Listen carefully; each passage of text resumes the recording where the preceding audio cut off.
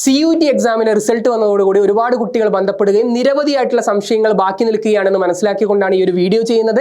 അപ്പോൾ ഓരോ യൂണിവേഴ്സിറ്റികളിലോട്ട് നിങ്ങൾ എങ്ങനെയാണ് അപ്ലൈ ചെയ്യേണ്ടത്, അതിന്റെ കൗൺസിലിംഗ് പ്രൊസീജിയേഴ്സിൽ എങ്ങനെയാണ് പങ്കെടുക്കേണ്ടത്, വ്യത്യസ്ത യൂണിവേഴ്സിറ്റികളുടെ കൗൺസിലിംഗ് സ്വഭാവം എന്താണ്, അതുപോലെ അഡ്മിഷൻ ആവശ്യമായിട്ട് വരുന്ന ഡോക്യുമെന്റുകൾ എന്തൊക്കെ നിങ്ങൾ തയ്യാറാക്കി വെക്കണം, അതുപോലെ ഈ വർഷത്തെ എക്സാമിന്റെ ഒരു അനാലിസിസ്, നിങ്ങൾക്ക് അഡ്മിഷൻ കിട്ടാനുള്ള സാധ്യത എന്താണ്, നിങ്ങൾ മസ്റ്റ് ഹാവ് ആയിട്ട് അഡ്മിഷൻ കിട്ടാൻ വേണ്ടി ചെയ്യേണ്ടുന്ന കാര്യങ്ങളും ഒഴിവാക്കേണ്ടുന്ന കാര്യങ്ങളും നമ്മൾ നോക്കുമെന്നുള്ളതാണ്. അതുപോലെ ഈ വർഷത്തെ എക്സാമിന്റെ കാര്യങ്ങൾ നോക്കുകയാണെന്നുണ്ടെങ്കിൽ നിങ്ങൾക്ക് അറിയാം, കൃത്യമായിട്ട് മെയ് 11 തൊട്ട് മെയ് 31 വരെ വ്യത്യസ്ത ഷിഫ്റ്റുകളിലായിട്ടായിരുന്നു എക്സാമിനേഷൻ നടന്നിരുന്നത്. ജൂൺ 6, 7 തീയതികളിലായിട്ട് മാറ്റിവെച്ച എക്സാമുകൾ ഉണ്ടായിരുന്നു. ആകെ 15,68,000 പരം വിദ്യാർത്ഥികളാണ് ഈ വർഷം എക്സാമിനെ അപേക്ഷിച്ചത്. അപേക്ഷിച്ചവരിൽ നിന്നും 11,64,000 പരം വിദ്യാർത്ഥികൾ എക്സാമിനേഷൻ അപ്പിയർ ചെയ്തു അല്ലെങ്കിൽ അറ്റൻഡ് ചെയ്തു എന്നുള്ളതാണ്. ഈ വർഷത്തെയും കഴിഞ്ഞ വർഷത്തെയും കണക്കെടുത്ത് നോക്കുന്ന സമയത്ത് ഒരു കാര്യം നമുക്ക് വ്യക്തമാണ്. കഴിഞ്ഞ വർഷം 10,71,000 പരം വിദ്യാർത്ഥികളാണ് എക്സാമിനേഷൻ അറ്റൻഡ് ചെയ്തത്, എഴുതിയിരുന്നത് എന്നുണ്ടെങ്കിൽ ഈ വർഷം 11,64,000 പരം വിദ്യാർത്ഥികളാണ് എഴുതിയത്. അതായത് 1,00,000 കൂടുതൽ വിദ്യാർത്ഥികൾ ഈ വർഷം എക്സാമിനേഷൻ അറ്റൻഡ് ചെയ്തിട്ടുണ്ട് എന്നുള്ളത് നിങ്ങൾ മനസ്സിലാക്കുക. അപ്പം കോമ്പറ്റീഷൻ കൂടുകയാണ്, കാൻഡിഡേറ്റ്സിന്റെ എണ്ണവും കൂടിയിട്ടുണ്ട് എന്നുള്ളത് കാര്യം നിങ്ങൾ വ്യക്തമായിട്ട് മനസ്സിലാക്കുക എന്നുള്ളതാണ്. അതുപോലെ NTA ബാക്കിയുള്ള ഒരുപാട് ഡീറ്റെയിൽസ് ഇവിടെ കൊടുത്തിട്ടുണ്ട്. ഞാൻ ഒന്നിലോട്ടും ഞാൻ പോകുന്നില്ല. മറിച്ച് ഇവിടെയുള്ള പ്രധാനപ്പെട്ട ഒരു ഡീറ്റെയിൽസ് എന്ന് പറയുന്നത്, നിങ്ങൾ OBC കാറ്റഗറിയിലുള്ള ആൾക്കാരാണെന്നുണ്ടെങ്കിൽ OBCയും ജനറൽ കാറ്റഗറിയിലും അപ്പിയർ ചെയ്തിട്ടുള്ള എക്സാമിനേഷൻ അപ്പിയർ ചെയ്തിട്ടുള്ള ആൾക്കാരുടെ എണ്ണം ഓൾമോസ്റ്റ് സെയിം ആണ്. അപ്പോൾ OBCയിലായി കഴിഞ്ഞാൽ OBC NCL ആയി കഴിഞ്ഞാൽ അവിടെ ഒരു കോമ്പറ്റീഷൻ ഉണ്ട് എന്നുള്ളത് മനസ്സിലാക്കുക. അതുപോലെ മറ്റൊരു കാര്യം എന്ന് പറയുന്നത്, ഈ വർഷത്തെ ഫുൾ മാർക്ക് വാങ്ങിയിട്ടുള്ള ആൾക്കാരുടെ എണ്ണം അല്ലെങ്കിൽ ടോപ്പ് സ്കോർ വാങ്ങിയിട്ടുള്ള ആൾക്കാരുടെ ഡീറ്റെയിൽസ് ഇവിടെ കൊടുത്തിട്ടുണ്ട്. നിങ്ങൾക്ക് കാണാൻ വേണ്ടി പറ്റും. ഹയസ്റ്റ് NTA സ്കോർ അവിടെ കാണാൻ വേണ്ടി പറ്റും. അപ്പോൾ കഴിഞ്ഞ വർഷത്തെ അപേക്ഷിച്ച് ഈ വർഷത്തെ ഹയസ്റ്റ് മാർക്ക് നോക്കുന്ന സമയത്ത് 250 ഔട്ട് ഓഫ് 250 എന്നുള്ളത് കുറവാണ് എന്നുള്ളത് മനസ്സിലാക്കാൻ വേണ്ടി പറ്റും. അപ്പോൾ 250 ഔട്ട് ഓഫ് 250 കിട്ടാനുള്ള സാധ്യത എന്ന് പറയുന്നത് എക്സാമിനേഷൻ ഈസി ആവുന്ന സമയത്താണ്. അപ്പോൾ ഈ വർഷം 250 ഹയസ്റ്റ് മാർക്ക് കുറഞ്ഞു എന്നുള്ളതിനർത്ഥം എക്സാം കുറച്ചും കൂടെ മോഡറേറ്റ് ടു ഡിഫിക്കൽട്ട് ലെവലിലുള്ളതായിരുന്നു എന്നുള്ളതാണ്. അപ്പോൾ നിങ്ങൾ മനസ്സിലാവേണ്ടത്, നിങ്ങൾക്ക് അഥവാ മാർക്ക് കുറഞ്ഞിട്ടുണ്ടെന്നുണ്ടെങ്കിൽ, നിങ്ങൾക്ക് അത് ഡിഫിക്കൽട്ട് ആയിരുന്നു എന്നുണ്ടെങ്കിൽ ബാക്കിയുള്ള കാൻഡിഡേറ്റ്സിനും ഡിഫിക്കൽട്ട് ആയിരിക്കും. അതുകൊണ്ട് തന്നെയാണ് ഇവിടെ മാർക്ക് കുറഞ്ഞതായിട്ട് കാണാൻ വേണ്ടി പറ്റുന്നത്. അപ്പോൾ കട്ട് ഓഫ് കുറയാനുള്ള ചാൻസ് ആണുള്ളത്. എക്സാമിനേഷൻ ടഫ് ആണെന്നുണ്ടെങ്കിൽ കട്ട് ഓഫ് കുറയും, എക്സാമിനേഷൻ ഈസി ആണെന്നുണ്ടെങ്കിൽ കട്ട് ഓഫ് കൂടും. അങ്ങനെ ഒരു ട്രെൻഡാണ് സാധാരണയായിട്ട് ഉണ്ടാവുക. ആ കാര്യങ്ങളും കൂടെ നിങ്ങൾ ശ്രദ്ധിക്കുക. അപ്പോൾ ഇതാണ് എക്സാമിന്റെ ഒരു ഓവറോൾ ഒരു അനാലിസിസ് എന്ന് പറയുന്നത്. നമുക്ക് നോക്കുന്ന സമയത്ത് പെട്ടെന്ന് കാണാൻ പറ്റുന്ന പ്രധാനപ്പെട്ട കാര്യങ്ങൾ എന്ന് പറയുന്നത്. ഇനി എന്തൊക്കെ ഡോക്യുമെന്റ്സ് ആണ് നിങ്ങൾ തയ്യാറാക്കി വെക്കേണ്ടത് എന്നുള്ളത് നമുക്ക് നോക്കാം. നിങ്ങളുടെ അഡ്മിഷന് വേണ്ടിയിട്ട് നിങ്ങൾ തീർച്ചയായിട്ടും നിങ്ങളുടെ ഐഡന്റിറ്റി കാർഡ് വേണം. അതായത് ആധാറോ റേഷൻ കാർഡോ അല്ലെങ്കിൽ പാസ്പോർട്ടോ അല്ലെങ്കിൽ ഡ്രൈവിംഗ് ലൈസൻസ് പോലെയുള്ള കാര്യങ്ങൾ നിങ്ങൾ തയ്യാറാക്കി വെക്കണം. അതുപോലെ തന്നെ നിങ്ങൾ അഡ്മിറ്റ് കാർഡ്, എക്സാം എഴുതിയിട്ടുള്ള അഡ്മിറ്റ് കാർഡ്, സ്കോർ കാർഡ് ആവശ്യമായിട്ട് വരും. അതുപോലെ തന്നെ പാസ്പോർട്ട് സൈസ് ഫോട്ടോ കാര്യങ്ങൾ റെഡിയാക്കുക. +2 SSLC സർട്ടിഫിക്കറ്റുകൾ റെഡിയാക്കിയിട്ട് വെക്കുക. അതുപോലെ തന്നെ നിങ്ങൾ ഏതെങ്കിലും കാറ്റഗറിയിൽ പെട്ടിട്ടുള്ള ആൾക്കാരാണെന്നുണ്ടെങ്കിൽ മാർച്ച് 30 ശേഷമുള്ള OBC NCL സർട്ടിഫിക്കറ്റ് ആണ് നിങ്ങൾക്ക് അഡ്മിഷൻ്റെ സമയത്ത് ആവശ്യമായിട്ട് വരിക. അപ്പോൾ ഇത്രയും കാര്യങ്ങളൊക്കെ നിങ്ങൾ ഇതിൻ്റെ അഡ്മിഷൻ്റെ ഭാഗമായിട്ട് ഡോക്യുമെന്റ്സ് നിങ്ങൾ റെഡിയാക്കിയിട്ട് വെക്കുക, പ്രിപ്പയർഡ് ആയിട്ട് ഇരിക്കുക എന്നുള്ളതാണ്.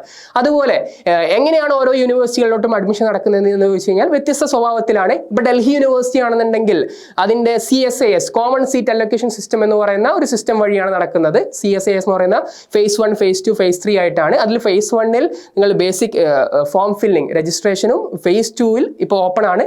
phase 2-ലുള്ളത് നിങ്ങളുടെ കോളേജ് ആൻഡ് അതുപോലെ തന്നെ കോഴ്സ് പ്രിഫറൻസ് ഫില്ലിംഗ് ആണ്. phase 3-ൽ നിങ്ങളുടെ ഡോക്യുമെന്റ് വെരിഫിക്കേഷൻ, സബ്ജക്ട് മാപ്പിംഗ് ആണ് ഉണ്ടാവുക. അതിനുശേഷം മാത്രമാണ് നിങ്ങൾക്ക് സീറ്റ് അലൊക്കേറ്റ് ചെയ്തിട്ട് നിങ്ങളുടെ ക്ലാസ്സുകൾ ആരംഭിച്ചു തുടങ്ങുക. അതാണ് ഡൽഹി യൂണിവേഴ്സിറ്റിന്റെ ഒരു പ്രൊസീജിയർ എന്ന് പറയുന്നത്. ഡൽഹി യൂണിവേഴ്സിറ്റി അല്ലാത്ത ബാക്കിയുള്ള എല്ലാ യൂണിവേഴ്സിറ്റികളുടെയും ഒരു പ്രൊസീജിയർ എന്ന് പറയുന്നത്, നിങ്ങൾ ബാക്കിയുള്ള ഇപ്പം ഹൈദരാബാദ് സെൻട്രൽ യൂണിവേഴ്സിറ്റി വിളിച്ചിട്ടുണ്ട്, അതുപോലെ ബാക്കിയുള്ള യൂണിവേഴ്സിറ്റികൾ വിളിച്ചിട്ടുണ്ട്. അവരുടെയൊക്കെ വെബ്സൈറ്റിൽ പോയിട്ട് നമ്മൾ സ്കോർ കാർഡ് വെച്ചുകൊണ്ട് നമ്മളുടെ ഡീറ്റെയിൽസ് കാര്യങ്ങൾ വെച്ചുകൊണ്ട് വെബ്സൈറ്റ് ത്രൂ ആണ് നമ്മൾ അപ്ലൈ ചെയ്യേണ്ടത്. അപ്പം ആരൊക്കെയാണോ ആ ഒരു പീരീഡ് ഓഫ് ടൈമിൽ, കൗൺസിലിംഗ് പീരീഡ് ഓഫ് ടൈമിൽ വെബ്സൈറ്റ് ത്രൂ അപ്ലൈ ചെയ്തിട്ടുള്ളത് അവരുടെ ഒരു മെറിറ്റ് ലിസ്റ്റ് ഇടുകയാണ് ചെയ്യുക. ഒന്നുകിൽ അവർ ഇപ്പോൾ ഒരു കോഴ്സിലോട്ട് 60 സീറ്റുകളാണെന്നുണ്ടെങ്കിൽ ആ സെലക്റ്റഡ് ആയിട്ടുള്ള 60 ആൾക്കാരുടെ ഇടും. അല്ലാന്നുണ്ടെങ്കിൽ ആരൊക്കെയാണോ ഇപ്പം 600 പേര് അപ്ലൈ ചെയ്തിട്ടുണ്ടെങ്കിൽ 600 പേരുടെ റാങ്കും അവിടെ പബ്ലിഷ് ചെയ്യും. അതിൽ ആദ്യത്തെ 60 പേർക്ക് സീറ്റ് കൊടുക്കും. ആ ഒരു രീതിക്കാണ് ബാക്കിയുള്ള യൂണിവേഴ്സിറ്റികളുടെ പ്രൊസീജിയർ ഉണ്ടാവുക. ഡൽഹി യൂണിവേഴ്സിറ്റിന്റെ CSAS എന്നുള്ള ഒരു പ്രൊസീജിയറാണ്. ഡൽഹി യൂണിവേഴ്സിറ്റിക്ക് മെറിറ്റ് ലിസ്റ്റ് കാര്യങ്ങൾ ഉണ്ടാവില്ല. നമുക്ക് ഒരു പോർട്ടൽ ഉണ്ടാവും. നമുക്ക് കിട്ടിയോ ഇല്ല എന്നുള്ളത് നമുക്ക് മാത്രമാണ് അറിയാൻ വേണ്ടി പറ്റുക. പക്ഷെ ബാക്കിയുള്ള യൂണിവേഴ്സിറ്റികൾക്ക് കോമൺ ഒരു merit list our website through PDF ആയിട്ട് പബ്ലിഷ് ചെയ്യുകയാണ് ചെയ്യുക. ആ കാര്യം നിങ്ങൾ മനസ്സിലാക്കുക എന്നുള്ളതാണ്. അപ്പോൾ എന്തൊക്കെ ഡോക്യുമെന്റ്സ് വേണമെന്നുള്ളത് നിങ്ങൾ മനസ്സിലാക്കി. അതുപോലെ തന്നെ ഓരോ യൂണിവേഴ്സിറ്റികളുടെയും കൗൺസിലിംഗ് പ്രൊസീജിയേഴ്സ് എന്താണെന്നുള്ളത് മനസ്സിലാക്കി. ഈ വർഷത്തെ എക്സാമിന്റെ ഒരു പാറ്റേൺ എന്താണെന്നുള്ളത് മനസ്സിലാക്കി. ഇനി നിങ്ങൾ അഡ്മിഷൻ കിട്ടാൻ വേണ്ടി ശ്രദ്ധിക്കേണ്ടുന്ന പ്രധാനപ്പെട്ട ഒരു കാര്യം എന്ന് പറയുന്നത്, നിങ്ങൾക്ക് CUET എക്സാമിൽ നല്ല മാർക്ക് ഉണ്ടെങ്കിലും നിങ്ങൾ ഒരു യൂണിവേഴ്സിറ്റികളിലോട്ടും അപ്ലൈ ചെയ്യുന്നില്ല എന്നുണ്ടെങ്കിൽ, നിങ്ങൾ നല്ല മാർക്ക് ഉണ്ട് എങ്കിൽ പോലും നിങ്ങൾക്ക് അഡ്മിഷന് നിങ്ങൾ എന്തല്ല ഫുൾഫിൽഡ് അല്ല, അല്ലെങ്കിൽ അഡ്മിഷൻ നിങ്ങൾക്ക് കിട്ടില്ല എന്നുള്ളത് മനസ്സിലാക്കുക. അഡ്മിഷൻ ക്യാൻസൽ ആയി പോകും. അപ്പോൾ നല്ല മാർക്കാണെങ്കിൽ പോലും അതത് യൂണിവേഴ്സിറ്റികളുടെ കൗൺസിലിംഗ് പ്രൊസീജിയറിൽ പങ്കെടുത്താൽ മാത്രമേ ആ യൂണിവേഴ്സിറ്റികളിലെ റെസ്പെക്റ്റീവ് ആയിട്ടുള്ള കോഴ്സിൽ നിങ്ങൾക്ക് അഡ്മിഷൻ കിട്ടുള്ളൂ. അപ്പോൾ നിർബന്ധമായിട്ടും നിങ്ങൾ വിചാരിക്കുന്ന കോഴ്സ്, നിങ്ങൾക്ക് ചിലപ്പോൾ ഏതെങ്കിലും യൂണിവേഴ്സിറ്റികൾ പ്രിഫറൻസ് ഉണ്ടായേക്കാം. എനിക്ക് ഡൽഹി യൂണിവേഴ്സിറ്റി വേണം, അല്ലെങ്കിൽ എനിക്ക് പോണ്ടിച്ചേരി യൂണിവേഴ്സിറ്റി വേണം എന്നുള്ളത്. ആ പ്രിഫറൻസുകളൊക്കെ മാനിച്ചുകൊണ്ട് തന്നെ, അതൊക്കെ നിൽക്കെ തന്നെ, അഥവാ നിങ്ങൾക്ക് ആ യൂണിവേഴ്സിറ്റി കിട്ടിയിട്ടില്ല എന്നുണ്ടെങ്കിൽ ഒരു പ്ലാൻ B എന്ന നിലക്ക് ബാക്കിയുള്ള യൂണിവേഴ്സിറ്റികളിലോട്ടും കൂടെ അപ്ലൈ ചെയ്യാനായിട്ട് നിങ്ങൾ വിചാരിക്കുന്ന കോഴ്സ് ഏതൊക്കെ യൂണിവേഴ്സിറ്റികളിൽ അവൈലബിൾ ആണോ ആ യൂണിവേഴ്സിറ്റികളിലോട്ടൊക്കെ അതിൻ്റെ കൗൺസിലിംഗ് ഓപ്പൺ ആവുന്ന സമയത്ത് നിങ്ങൾ അപേക്ഷിച്ചിരിക്കണം നിർബന്ധമായിട്ടും. അല്ലാന്നുണ്ടെങ്കിൽ നിങ്ങൾ റിഗ്രറ്റ് ചെയ്യേണ്ടി വരും എന്നുള്ളതാണ്. പിന്നെ അതുപോലെ നിങ്ങൾ മാർക്ക് കുറഞ്ഞു പോയി എന്നുള്ളത് കൊണ്ട് നിങ്ങൾ അപ്ലൈ ചെയ്യാതിരിക്കരുത്. ഇതുപോലെ അപ്ലൈ ചെയ്യാതിരിക്കുന്ന ഒരുപാട് ആൾക്കാരുണ്ടാവും. അപ്പം ആ ഒരു അൺഫെയർ അഡ്വാൻറ്റേജ് കിട്ടാൻ വേണ്ടിയായിട്ട്, പിന്നെ മാർക്ക് കുറഞ്ഞു കഴിഞ്ഞാലും നിങ്ങൾക്ക് പല യൂണിവേഴ്സിറ്റികളിലും നിങ്ങൾക്ക് അഡ്മിഷൻ കിട്ടും. അപ്പോൾ നിങ്ങൾ എന്താ ചെയ്യേണ്ടതെന്ന് വെച്ച് കഴിഞ്ഞാൽ, നിങ്ങൾ ഏത് കോഴ്സാണോ ആഗ്രഹിക്കുന്നത് അത് നിങ്ങളുടെ മാർക്ക് കുറഞ്ഞു പോയോ അല്ലെങ്കിൽ കിട്ടുമോ എന്നുള്ളത് ആലോചിച്ച് നിൽക്കാതെ നിങ്ങൾ ഓരോ യൂണിവേഴ്സിറ്റികളിലോട്ടും അപ്ലൈ ചെയ്യുക എന്നുള്ളതിനാണ് നിങ്ങൾ കൂടുതൽ പ്രാധാന്യം നൽകേണ്ടത്. അതുപോലെ നിങ്ങൾ ശ്രദ്ധിക്കേണ്ടുന്ന ഒരു കാര്യം, ഓരോ യൂണിവേഴ്സിറ്റികളുടെയും കാര്യങ്ങൾ വരുന്ന സമയത്ത് കൃത്യമായിട്ട് അപ്ഡേറ്റുകൾ അറിയാൻ വേണ്ടിയിട്ട് നമ്മളൊരു സ്പെഷ്യൽ വാട്സപ്പ് ഗ്രൂപ്പ് ഫോം ചെയ്തിട്ടുണ്ട്.